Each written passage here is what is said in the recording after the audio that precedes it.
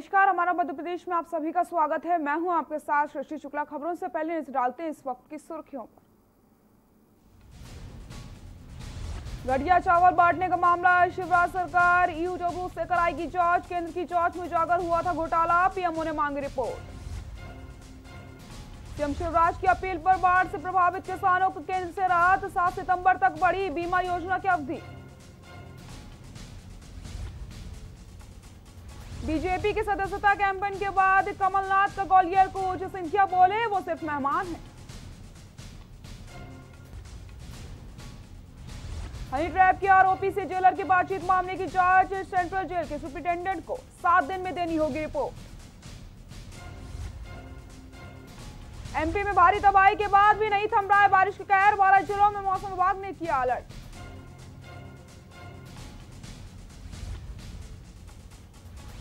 MP में corona की रफ्तार ने तोड़े रिकॉर्ड, 1672 नए मामलों की पुष्टि, 68,586 पहुंचा संक्रमितों का आंकड़ा।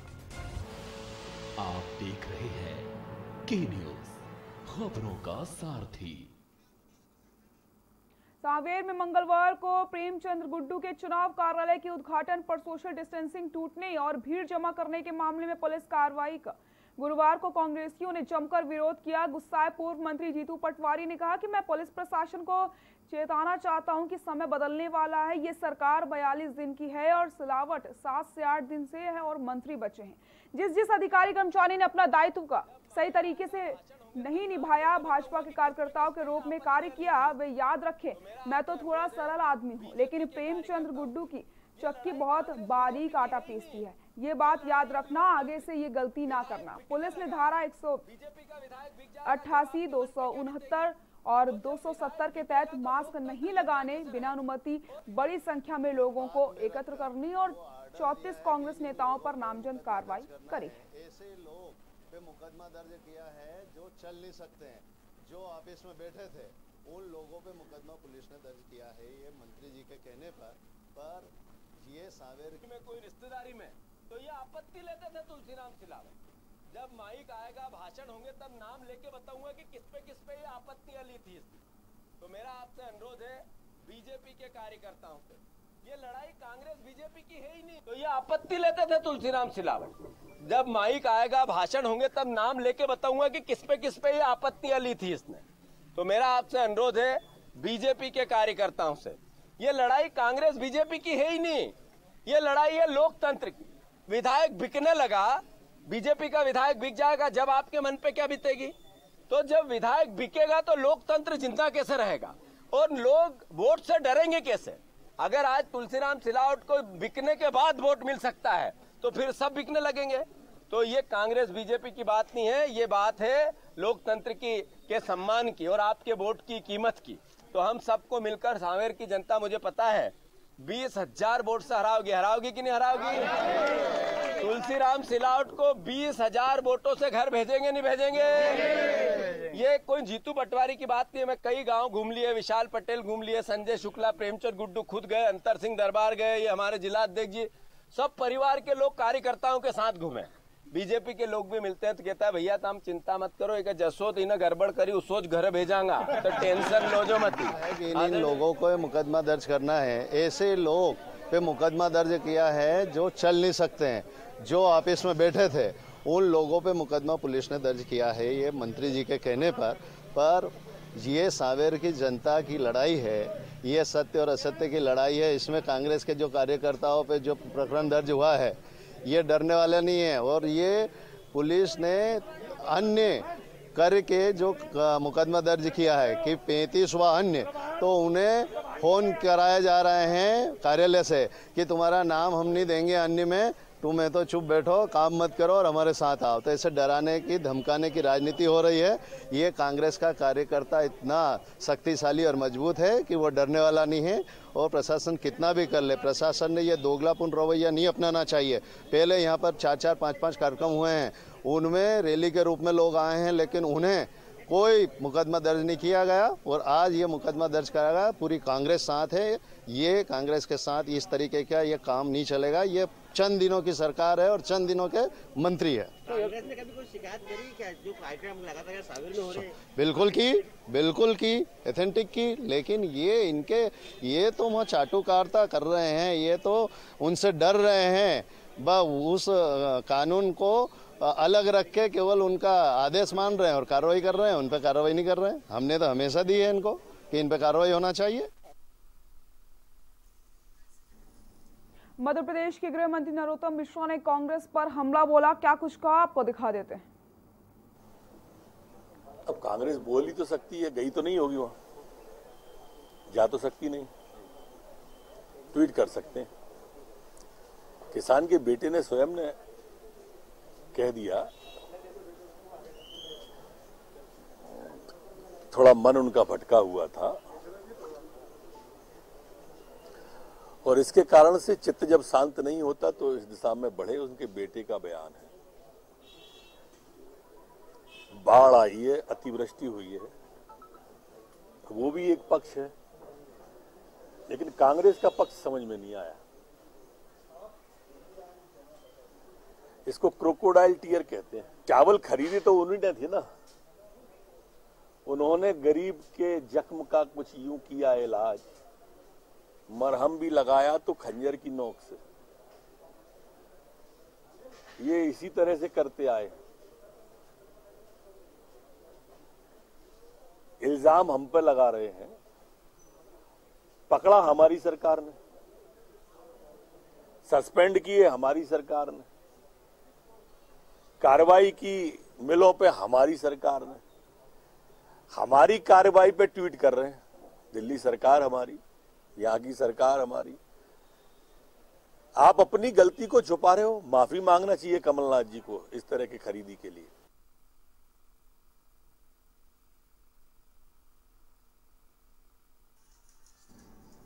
पूर्व जनसंपर्क मंत्री पीसी शर्मा ने आज अपने आवास पर पत्रकारों से चर्चा करते हुए कहा कि कोरोना के सक्रिय केस प्रदेश में बढ़ रहे हैं। लगातार कोरोना की महामारी फैल रही है, जबकि सरकार अपना दायित्व निभाने के बजाय जनता पर छोड़ रही है। कोरोना महामारी के बीच में भारी भ्रष्टाचार चल रहा है और क्या कुछ उन्होंने कहा आपको दिखा देते हैं। लड़के को बुला बुलू के बहला फुसला की सब कहलवाया गया है। वो उसकी जो फसल नष्ट हुई थी और मुआवजा नहीं मिला। अब ये स्थिति है सीहोर, जो मुख्यमंत्री शिवराज जी का जिला है, वहां अगर ये हालत है तो बाकी क्या होगी। प्रतिदिन 34 लोग मध्य प्रदेश में आत्महत्या कर रहे हैं और इसमें बेरोजगारी की वजह से, किसानों की फसल नष्ट हो ये वजह हो रही है। और उसको मुआवजा दिया जाए उसके परिवार को, और ये फसल जो नष्ट हुई है इसका तुरंत पैसा उनकी जेब में आना चाहिए किसानों के। वो जो नहीं आ रहा है, न बीमे का न उसका, उसकी वजह से ये आत्महत्याएं हो रही है। उसके लिए सरकार जिम्मेदार है। और इधर चल रही है महामारी और उधर इस विपदा में, कोरोना महामारी में भी महाभ्रष्टाचार चल रहा है। जो चावल वितरित की गए वो जानवर या भेड़ बकरी भी नहीं खा सकते, जिसका टेस्ट केंद्र सरकार ने कराया और 52 टेस्ट फेल हो गए। उसमें इतना खराब चावल था। ये इसका वितरण हुआ। वो लोग जो पैदल चल के जगह जगह से, बॉम्बे से, दिल्ली से, गुजरात से लोग आए मजदूर, उन सबको ये दिया गया। और खास तौर से आदिवासी डिस्ट्रिक्ट मंडला और बालाघाट, मतलब ये आदिवासियों की किस कदर करती है सरकार। इसमें सबसे बड़ी बात यह है कि बिसाहू लाल जी जो इसके मंत्री हैं, नागरिक आपूर्ति मंत्री हैं वो, और 10 दिन के बाद उनको मालूम ही नहीं कि ये इस तरह कोई घपला हो गया। बोले मुझे नहीं मालूम, जो होगा तो कार्रवाई करो। इसलिए हम समझ सकते हैं कि मंत्री क्यों नहीं बनाया था कमलनाथ जी ने। दूसरा, बीजेपी ये कह रही है कि ये तो कांग्रेस के जमाने का खरीदा हुआ है। तो भैया उस समय भी तो प्रद्युम्न सिंह तोमर थे इसके मंत्री, जो चले गए। ये जितने भी मंत्री थे इस तरह के, जिनको या तो बनाया नहीं या बन गए थे, तो आज जिन्होंने भ्रष्टाचार किया वो सब उधर है। भोपाल में नगरीय प्रशासन मंत्री भूपेंद्र सिंह ने एक बार फिर से पिछली सरकार पर हमला बोला है। क्या कुछ कहा है, आपको दिखा देते हैं। देखिए, भारतीय जनता पार्टी की सरकार आने के बाद माननीय स्वराज जी ने किसानों को 0% इंटरेस्ट पर -10% तक पर खाद बीज उपलब्ध कराया है और अग्रिम भंडारण की हम लोगों ने सुविधा दी है। अगर किसान को जून में खाद की आवश्यकता है तो वो मार्च, अप्रैल, मई में भंडारण कर सकते हैं। कांग्रेस के समय खाद को लेकर लाठीचार्ज होता था, पूरे प्रदेश में नकली खाद बेचा जाता था। नकली खाद न बिके इसलिए माननीय प्रधानमंत्री जी ने यूरिया कोटेड खाद देश में किसानों को अच्छा खाद मिले, इसके लिए यूरिया कोटेड खाद शुरू किया। अब ना खाद में मिलावट है और जब से मध्य प्रदेश में भारतीय जनता पार्टी की सरकार आई है, कहीं पर भी खाद को लेकर कोई शिकायत किसानों की तरफ से नहीं आई है। सरकार ने सुनिश्चित किया है कि सभी किसानों को पर्याप्त मात्रा में खाद बीज मिले। देखिए, गौशाला संबंध, गौशाला के लिए, गाय के लिए कांग्रेस ने कोई काम नहीं किया। सिर्फ अखबारबाजी की। जो मनरेगा का पैसा था जो भारत सरकार से आता है, उस मनरेगा के पैसे से एक ब्लॉक में एक गौशाला का प्रस्ताव इनकी तरफ से था। चुनाव के समय इन्होंने कहा था कि हम प्रत्येक ग्राम पंचायत में गौशाला खोलेंगे। वो वादे से अलग हो गए। भारतीय जनता पार्टी की सरकार ने, माननीय स्वराज जी ने मंदसौर निवाड़ क्षेत्र में देश की सबसे बड़ी गौशाला बनाई है और हम लोगों ने ये प्रावधान किया था कि जहाँ पर भी लोग, निजी संस्थाएं भी या स्वयंसेवी संस्थाएं भी अगर गौशालाएं बनाएंगी तो सरकार उसमें अनुदान, सरकार जगह उनको देगी। ये भी हम लोगों ने पहले तय किया था। मध्य प्रदेश में गौकसी ना हो, इसको लेकर भी हम लोगों ने सख्त कानून मध्य प्रदेश में बनाया था। पिछले 1.25 साल में मध्य प्रदेश में सबसे ज़्यादा गौकसी कांग्रेस के समय में हुई है और इसलिए ये नाटक करना कांग्रेस बंद करे। प्रदेश की जनता ये जानती है कि गौ का संरक्षक कौन है और कौन उस विचारधारा के लोग हैं, ये प्रदेश की जनता जानती है। राजनीति का वाह कीचड़ जिसमें सबके हाथ गंदे होते हैं, आपको वो तस्वीरें दिखाते हैं जो इस बात की गवाही देते हैं कि राजनेताओं को कीचड़ की राजनीति बेहद पसंद है। इससे पहले कि आपको इस नज़ारे का दीदार करवाएं, ये जाना बेहद जरूरी है कि ये तस्वीरें कहाँ की है कि हमारी समस्याओं को जल्द से जल्द दूर किया जाए, नहीं तो हम चुनाव का बहिष्कार करेंगे। अब देखने वाली बात यही होगी कि ग्रामीणों की सुनवाई कब तक होती है और कब तक इस गाँव की रूपरेखा बदलती है।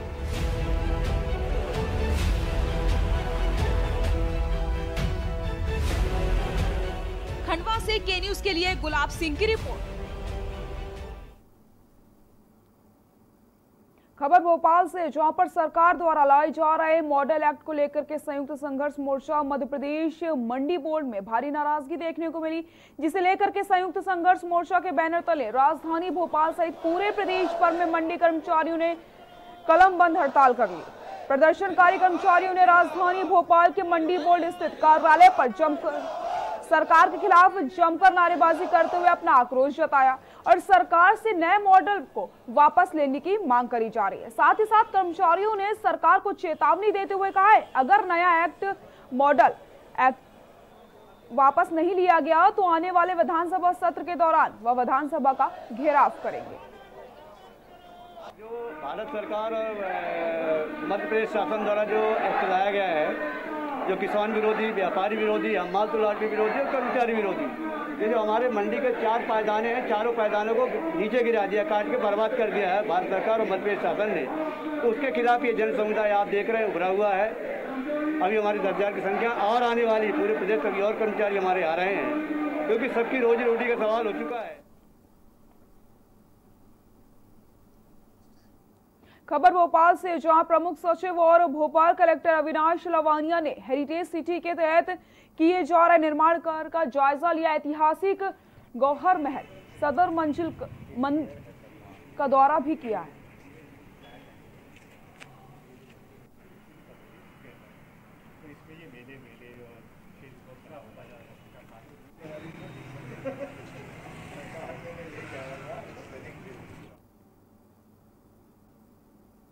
सीधी जिले की कस्मी तहसील अंतर्गत तहसीलदार लवलेश मिश्रा पर बीते मंगलवार अज्ञात हमलावरों द्वारा जानलेवा हमला कर दिया गया।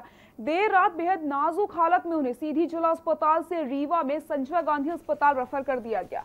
घटना के बाद कलेक्टर एवं पुलिस अधीक्षक ने कुस्मी तहसील का दौरा किया। घटना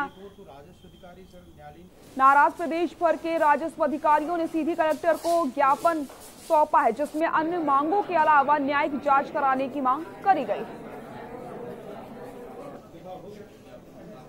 से पूछताछ की जा रही है। इसमें 6 टीमें अलग अलग टीमें बनाई जा चुकी है। पूरे जिले की पुलिस लगी हुई है और हर क्लू पे इसमें समीक्षा की जा रही है और जल्दी उनके आरोपियों को पकड़ लेंगे। सभी ज्ञापन हम लोगों को बहुत ही ऐसे समय में देना पड़ रहा है। जब हमारा ज्ञापन हमारा ये ऐसे समय में देना पड़ रहा है जब हमारा साथी आज संजय गांधी हॉस्पिटल में। खबर भोपाल से, जहां पर संयुक्त संघर्ष मोर्चे के प्रदेश अध्यक्ष शमशुल हसन बल्ली ने नगर निगम के प्रशासकीय अमले पर नगर निगम के 25 दिवसीय सफाई कर्मचारियों का शोषण करने का आरोप लगाया। निवास पर आयोजित पत्रकार वार्ता में पत्रकारों से रूबरू होते हुए शमशुल हसन बल्ली, प्रवक्ता मुजाहिद अली खान, महासचिव दीपक वर्मा, सचिव नितिन जैन, जिलाध्यक्ष जाहिद खान ने कहा कि नगर निगम भोपाल 25 दिवसीय कर्मचारियों के साथ सौतेला व्यवहार कर रहा है। कर्मचारियों को 25 दिन की तनख्वाह देकर निगम उनसे 30 दिन तक 24 घंटे कार्य करवा रहा है।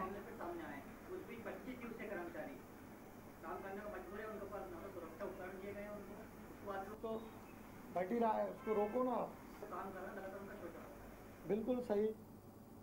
सिंगरौली जिले के कोतवाली थाना अंतर्गत बसौड़ा ग्राम के निवासी ब्रजेश केवट ने अंधविश्वास पूजा पाठ के चक्कर में अपनी पत्नी की हत्या कर दी। बता दें कि आरोपी ब्रजेश केवट ने अपनी पत्नी की बेरहमी से टुकड़े करके उसकी हत्या कर दी। आपको बता दें, बीती रात आरोपी से जब वारदात को अंजाम दिया तब उसके पुत्र बीच बचाव करने लगे। वहीं आरोपी अपने पुत्रों को भी धमकाने लग गया, जिससे डर की वजह से उसके पुत्र वहां से भाग निकले। इस दौरान पति ने पत्नी की हत्या कर डाली और मौके से फरार हो जाता है। वहीं सूचना पर पहुंची पुलिस ने मौके पर पहुंचकर शव को कब्जे में लेकर पोस्टमार्टम के लिए भिजवा दिया। वहीं कोतवाली थाना प्रभारी ने बताया कि आरोपी तंत्र मंत्र के चक्कर में हमेशा घर के अंदर ही रहता था, साथ ही साथ वो जानवरों को कई बार बलि चढ़ा चुका है।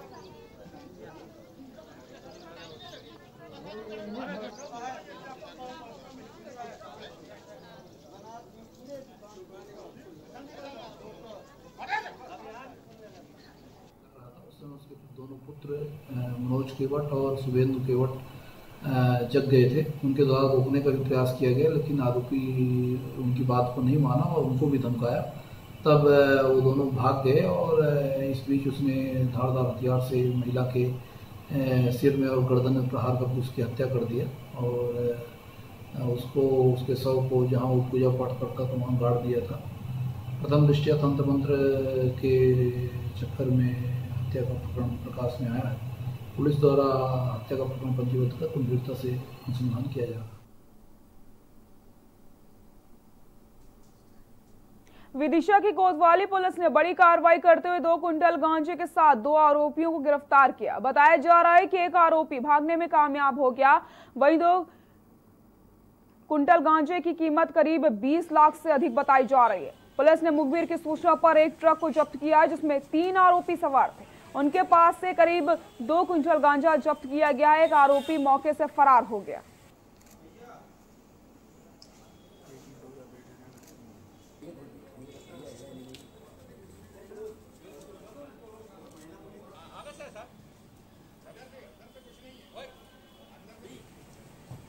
तड़के सुबह की बात है कि लश्करपुर रोड पे एक आयशर गाड़ी जो कि गुजरात पासिंग थी, उससे 2 क्विंटल गांजा बरामद किया गया है और 2 आरोपी जो गाड़ी के साथ में थे वो पकड़ में आए हैं।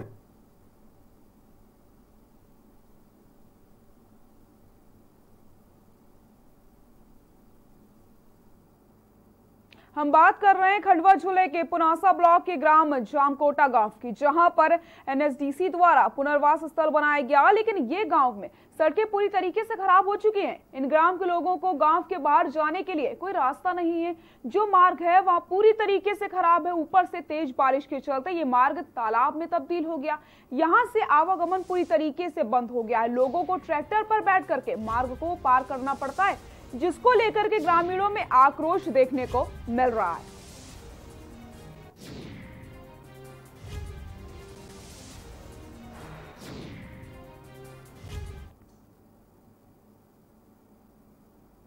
सिलवानी में पूर्व मुख्यमंत्री व राज्यसभा सदस्य दिग्विजय सिंह ने कहा कि कांग्रेस सरकार प्रदेश का विकास तेजी से कर रही थी, भ्रष्टाचारियों पर कार्रवाई की जा रही थी, शुद्धता के खिलाफ युद्ध अभियान चलवाया जा रहा था, भ्रष्टाचारियों व भूमाफियाओं के खिलाफ कार्रवाई की जा रही थी। भाजपा को ये सब रास नहीं आया और उसने कांग्रेस के विधायकों को 25 से 35 करोड़ में खरीद करके कांग्रेस की सरकार को गिरा दिया।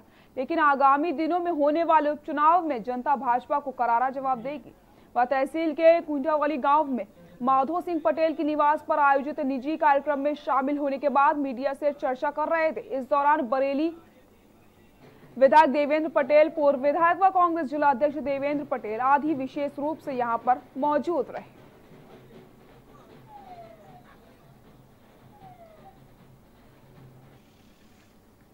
27 सीटों पर है, जिसमें जनता ने हमें 27 में से 26 सीटों पर बहुमत दिया था।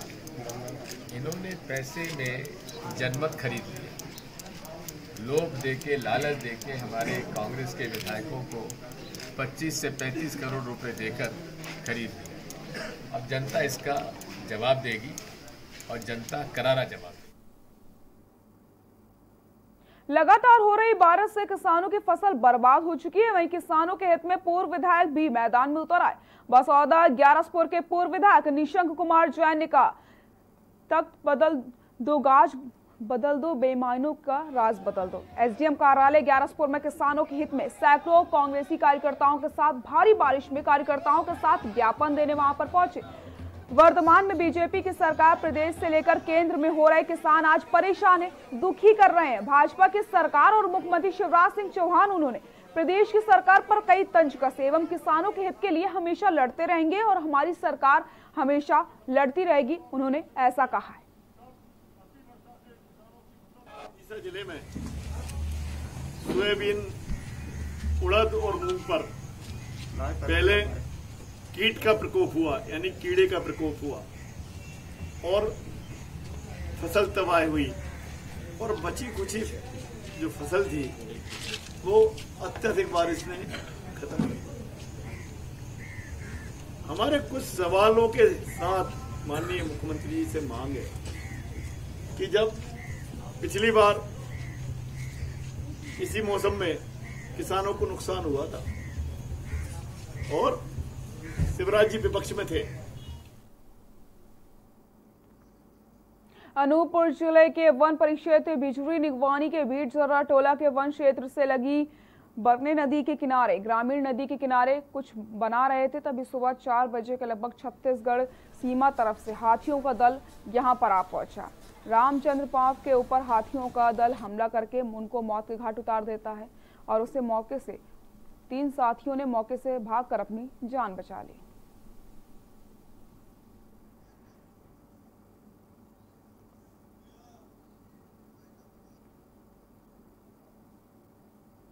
बुलेटिन में फिलहाल के लिए इतना ही। देखते रहिए के न्यूज़ इंडिया। नमस्कार।